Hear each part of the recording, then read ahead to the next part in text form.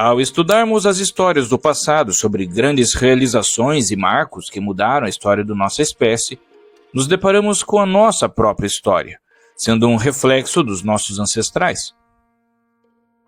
As várias migrações que já vimos em vídeos anteriores são um dos feitos humanos mais notáveis, se destacando das demais espécies, sendo que nesse processo mudamos de um jeito ou de outro a face desse planeta.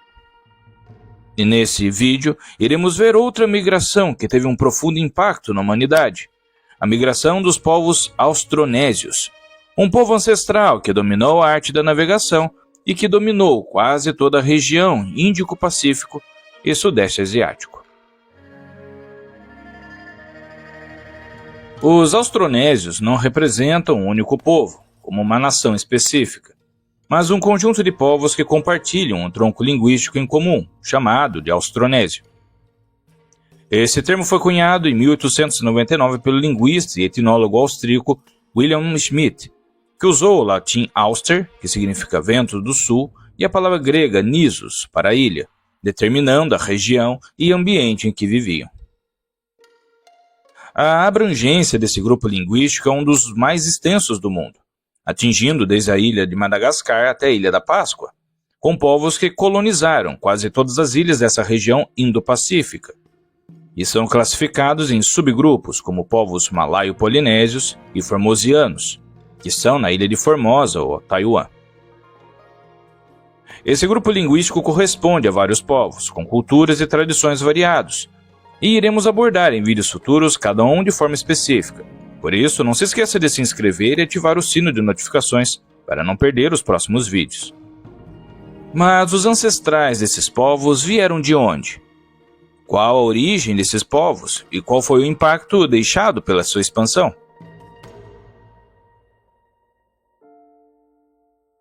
Os austronésios não são os mais antigos povos a ocupar as regiões do Índico-Pacífico, pois foram precedidos pelos ancestrais dos conhecidos povos papuas e negritos, que chegaram nas primeiras ondas migratórias para fora da África ocorridas há 50 mil anos. As evidências encontradas até agora indicam que os grupos falantes do proto-austronésio se originaram de uma migração marítima a partir de Taiwan por volta de 3.000 a 1.500 antes da Era Comum. E durante a parte inicial dessas migrações, eles encontraram e assimilaram, ou foram assimilados, por essas populações paleolíticas que já haviam migrado milênios antes. Esses austronésios chegaram ao extremo norte das Filipinas, especificamente as Ilhas Batanes, por volta de 2200 AEC, fazendo uso de velas já nesse tempo, denotando o conhecimento avançado em técnicas navais, o que permitiu a sua rápida dispersão nas ilhas do Indo-Pacífico. Recentemente foi identificada uma ligação genética, o haplogrupo do cromossomo Y, OM119, entre grupos do norte das Filipinas e dos povos nativos de Taiwan, como os Gaoshan e Takasago, bem como em vários outros países do Sudeste Asiático. Eles migraram para os restantes das Filipinas e para as ilhas do Mar de Celebes e Bornéu. Do sudoeste de Bornéu, os austronésios se espalharam mais para o oeste, em um único evento de migração para Sumatra e para as regiões costeiras do sul do Vietnã, sendo os ancestrais os falantes do ramo malaio e xamico, da família linguística austronésia. Logo depois de chegar às Filipinas, os austronésios colonizaram as Ilhas Marianas do Norte por volta de 1500 AEC, ou até antes, tornando-se os primeiros humanos a alcançar a chamada Oceania Remota. A migração do povo chamorro também foi única, pois foi a única migração austronésia para as ilhas do Pacífico a manter com sucesso o cultivo de arroz. E as ilhas de Palau e Iapé foram colonizadas por viagens separadas por volta de 1000 AEC. Outro importante ramo migratório foi da cultura lapita, considerada como ancestral dos atuais polinésios, que rapidamente se espalhou para as ilhas da costa norte da Nova Guiné e para as Ilhas Salomão, e outras partes da costa da Nova Guiné e da ilha Melanésia, por volta de 1200 AEC. No Oceano Índico, os austronésios das ilhas do Sudeste Asiático estabeleceram ligações comerciais com o sul da Ásia. Eles também estabeleceram os primeiros contatos de longa distância com a África, por volta de 500 AEC. Um grupo austronésio originário da região do Estreito de Macassar se estabeleceu na distante Madagascar, se mesclando com populações da África Oriental de forma gradual, possivelmente do século I da Era Comum até o século VI e VII. É provável que os austronésios que se estabeleceram em Madagascar seguissem uma rota costeira através do sul da Ásia e da África Oriental, em vez de atravessar diretamente o Oceano Índico. Evidências genéticas sugerem que alguns indivíduos de ascendência austronésia chegaram à África e à Península Arábica. Os povos austronésios compartilham amplamente características culturais, incluindo a tradicional tecnologia naval, onde a presença da conhecida canoa polinésia e catamarãs estão presentes em todos esses povos. Inclusive, tem um vídeo no canal onde narro como se desenvolveu a navegação polinésia e seu legado. O link estará nos cards finais. Outro exemplo é a sua arquitetura, onde a característica comum das estruturas austronésias é o de estarem elevadas acima da linha das marés, em estacas, troncos e palafitas. As estruturas geralmente com espaço embaixo também serviam para armazenamento ou para manter animais domésticos. O projeto elevado tem múltiplas vantagens, incluindo mitigar danos durante inundações e atuar como estruturas defensivas durante conflitos. Os postes das casas também possibilitam que vermes e pragas entrem nas estruturas.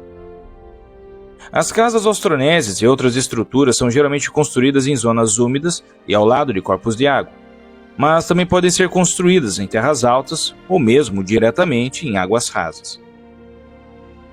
Outra característica comum são os telhados inclinados com empenas ornamentadas com o formato de barcos, lembrando as fortes conexões marítimas das culturas austronésias.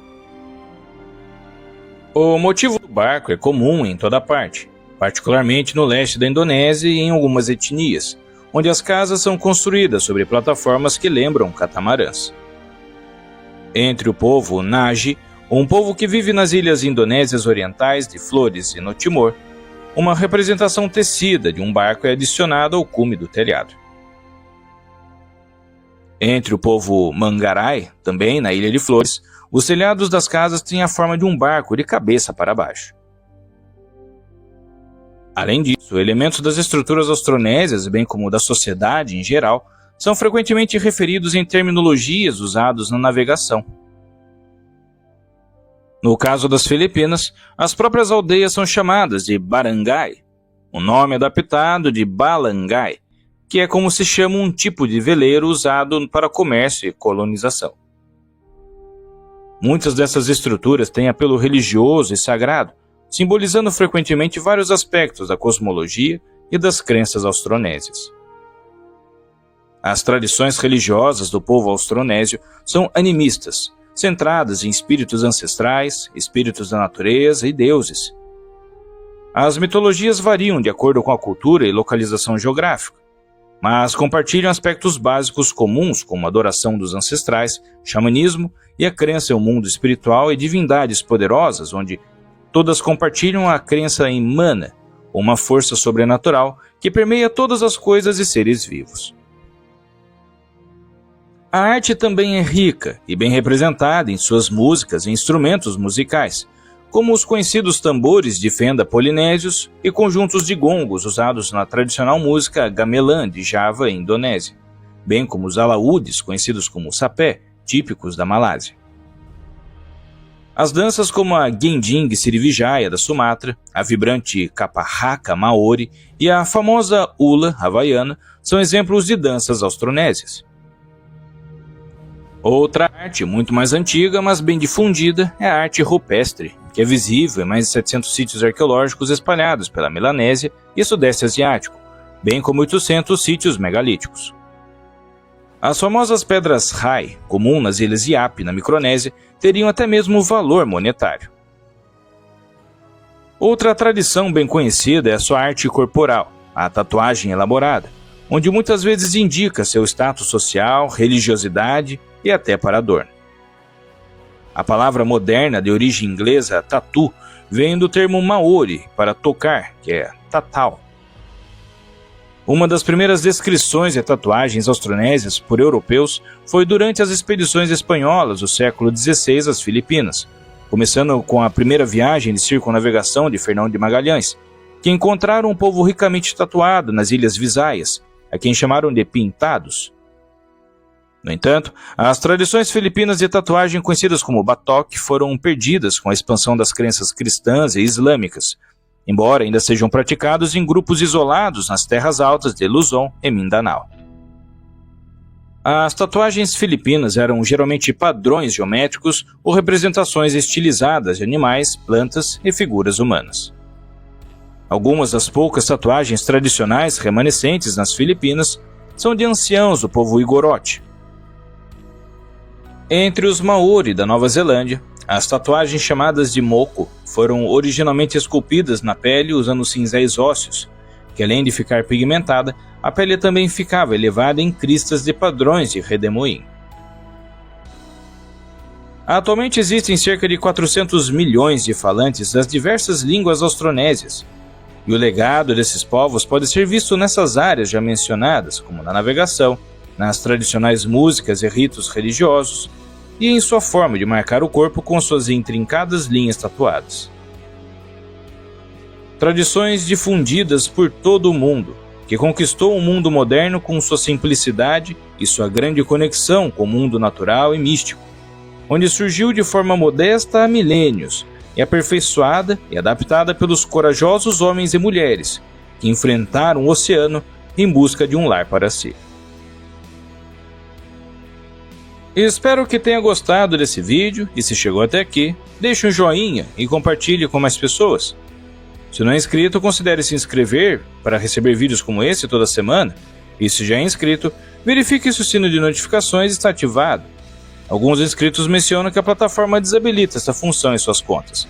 Faça para não perder os vídeos recentes. Na descrição tenho também links para livros e cursos e até uma chave Pix, caso considere contribuir com o meu trabalho. Desde já agradeço o seu tempo e sua atenção, e até a próxima história.